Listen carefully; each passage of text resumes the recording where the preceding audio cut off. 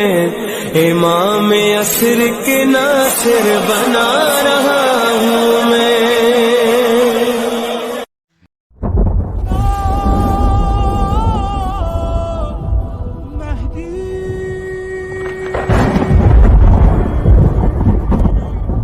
اللہ الرحمن الرحیم.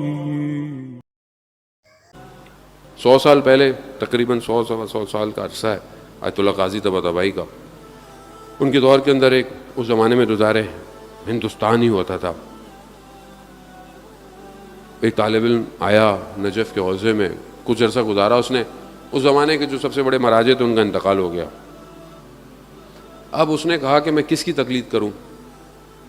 تو اس نے کہا کہ مجھے خود امام زمانہ جب تک نہیں بتائیں گے میں تقلید نہیں کروں گا. اب ہمارے بھی کچھ لوگ ہوتے ہیں نا ایسے، ہم تو امام زمانہ کی تقلید کریں گے. تو امام زمانہ ہی کر لیں آپ، مسئلہ نہیں ہے، لیکن تھوڑی سی تقلید مراجع کی بھی کر لیں. امام کی تو کرنی ہے، ظاہر ہے اصل تو امام ہی ہے ہمارا، لیکن تقلید مراجع کی کر لیں آپ. تو خیر اس نے بولا کہ میں کس مراجع کی تقلید کروں؟ میں امام سے خود چاہوں گا کہ میری مدد کریں. کیا کیا؟ 40 دن مسجد سہلا میں بیٹھ گیا. مسجد سہلا جو مسجد کوفہ کے تھوڑے سے فاصلے پر ہے، جو لوگ جا چکے انہیں پتہ ہے، جو لوگ نہیں گئے خدا ہم سب کو زیارت نصیب فرمائے. مسجد سہلا بہت قدیمی مسجد ہے، یعنی انبیاء کے مقامات ہیں، اور وہاں پر امام کا بھی مقام ہے، آخری امام کا مقام ہے وہاں پہ درمیان میں. تو یہ وہاں بیٹھ گیا اور 40 دن عبادت کرتا رہا. 40ویں دن اچانک سے دیوار سامنے جو تھی وہ ہٹ گئی.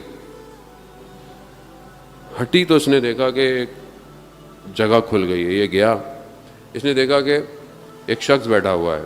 شخص کون ہے؟ امام کے 4 نائب تھے غیبت صغریٰ میں، ان میں سے ایک نائب بیٹھا ہوا ہے. اس نے کہا کہ مجھے امام سے کام ہے.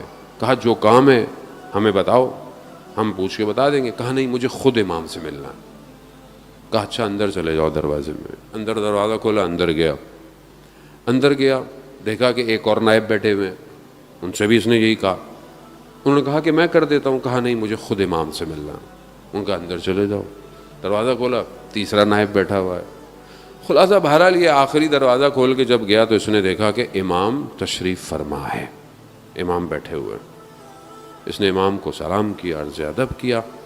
کہا مولا میں رہنمائی چاہتا ہوں کہ میں کس کی تقلید کروں. مراجع اور بھی ہیں بہرحال. امام نے اشارہ کیا اپنے قدموں کی طرف. تو ایک سید عالم دین بیٹھے ہوئے تھے، اشارہ کیا کہ ان کی تقلید کرو. جب اس نے غور سے دیکھا تو وہ کوئی اور نہیں، آیت اللہ قاضی طباطبائی تھے. اب اس نے دیکھا، اس نے شکریہ ادا کیا، باہر آ گیا. ایک دم وہ دیوار واپس آ گئی. اب خوش کہ مجھے تو جواب مل گیا. مسجد سے نکلا، جانے لگا. ظاہر جنگل ہوتے تھے پہلے، راستے ایسے تھے ہی نہیں. جیسے ہی چلنے لگا تو ایک دم درمیان میں وسوسہ سا آیا کہ پتہ نہیں میں نے خواب دیکھا ہو سکتا ہے، پتہ نہیں صحیح ہے نہیں ہے، کیا کروں.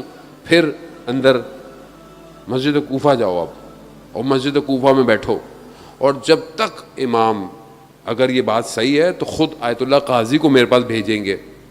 بہت ہی ڈیمانڈنگ تھے مولانا، لیکن بہرحال باعمل تھے، اسی وجہ سے تو بیٹھ گئے جا کے. اب جیسے بہت سارے لوگ کہتے ہیں مولانا ہماری بات تو آپ نے سننی ہے، ہماری مجلس تو آپ نے پڑھنی ہے، ہمارے گھر تو آپ نے آنا ہی آنا ہے. وہی مولانا کہاں جائے، کلون بنا لو. میں نے بولا ایک کلوننگ کا ویسے بھی آنے والا ٹائم ایسا آ رہا ہے کہ انشاءاللہ ہم لوگ جو ہے وہ ہولوگرام بنائیں گے. ایک ہی ٹائم پہ کئی جگہ فزیکل مجلس پڑھیں گے انشاءاللہ، تاکہ جو ہے وہ لوگوں تک بھی ہم پہنچ جائیں اور گفتگو بھی پہنچ جائے. خیر وہ مسجد کوفہ میں بیٹھ گئے، عمل کرتے رہے، عبادت کرتے رہے. تو ایک دن دیکھا کہ کسی نے کندھے پہ ہاتھ رکھا، تو دیکھا کہ آیت اللہ قاضی کھڑے ہوئے ہیں. کہا کہ جو تم نے دیکھا تھا وہ صحیح ہے.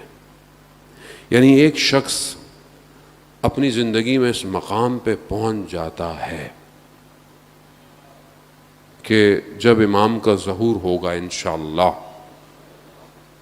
بہت آہستہ نکالا انشاءاللہ لگتا ہے. تو اللہم صلی علی محمد. امام کا ظہور ہوگا اور امام کے پاس ان کے اصحاب پہنچ جائیں گے. وہ روایت آپ نے سنی ہوئی ہے چوتھے امام سے بھی ہے, 5ویں امام سے بھی ہے, کہ وہ ایک قدم بڑھائیں گے تو اگلا قدم امام کی خدمت میں پہنچ جائیں گے. پھر امام کچھ فرمائیں گے, کچھ کہیں گے, کچھ پڑھیں گے, پھر یہ دوبارہ دنیا میں ڈسٹریبیوٹ ہو جائیں گے. یہ جو امام کے صحابی ہوں گے, وہ جو امام الفاظ فرمائیں گے, ادا کریں گے, آیت اللہ قاضی فرماتے تھے کہ میں وہ الفاظ جانتا ہوں, میں وہ الفاظ جانتا ہوں.